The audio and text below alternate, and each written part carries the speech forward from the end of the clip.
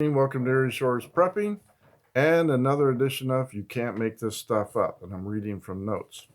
On the day of the Russian invasion, Joyless Behar of The View was talking about her upcoming plans to visit Italy the day of the invasion. And I'm quoting, "Well, I'm scared as to what's going to happen in Western Europe, too. I wanted to go to Italy for 4 years. I haven't been able to make it because of the pandemic. And now this? Like, what's going to happen there, too?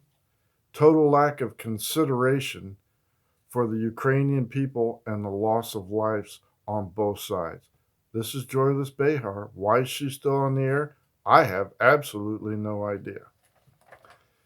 If President Biden were serious about sanctioning Putin and as a result of his Ukrainian invasion, why are we still buying 600,000 barrels a week from Russia? We're still funding his military by buying 600,000 barrels, not a week, I beg your pardon, a day from Russia, funding his military and his United States and his Russian treasuries. Excuse me, tired.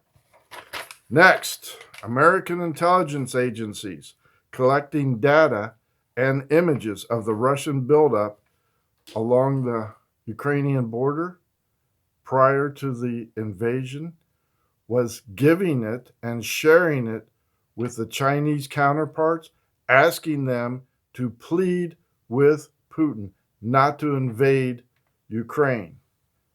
The Chinese kept the information, kept the documents, and then gave it to the Russian counterparts, giving Putin all the information we had collected on prior to the invasion.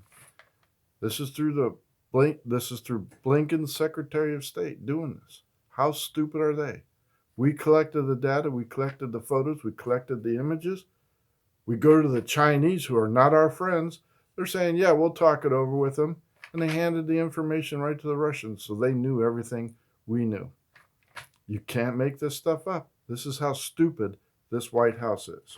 And that was reported by the New York Times. Next, as you've seen by now on YouTube, you saw a Russian tank going down the highway in the Ukrainian city, sliding sideways and crushing an oncoming civilian car, running it right over on the highway. Whether it was on purpose or by accident, the tank ran over a civilian car. It backed up and continued down the road. Crowds rushed out to the car to see if there was anything they could do. They found the elderly man alive and virtually unharmed. Miracles never cease. Dallas Morning Newspaper reported February 25th that a Texas middle school teacher in Grapevine, Colville Independent School District was forced to resign after a video surfaces of her, quote, "I'm telling you, those conservative Christians, they need to die. They need to get COVID and die." Middle school teacher. After the video was released, the outrage from the parents was so great that after she came out of hiding, she submitted her resignation. Yep. That was reported by the Dallas Morning News, February 25th. Wonderful teaching staff we have around this country. Lastly, some really good news. NASA will not cut ties with the Russian space program, keeping the International Space Station open, where there are currently 4 NASA astronauts, 2 Russian cosmonauts, and a European astronaut are still on board.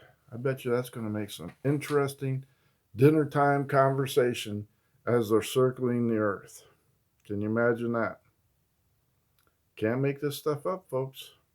We're paying for the International Space Station, renting it out from the Russians, and they're not going to cut ties. What are you going to do?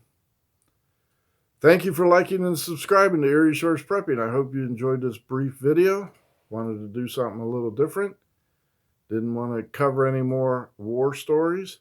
I want you to Continue to like, subscribe, ring that bell. Get yourself right with God. Get baptized. Greg out.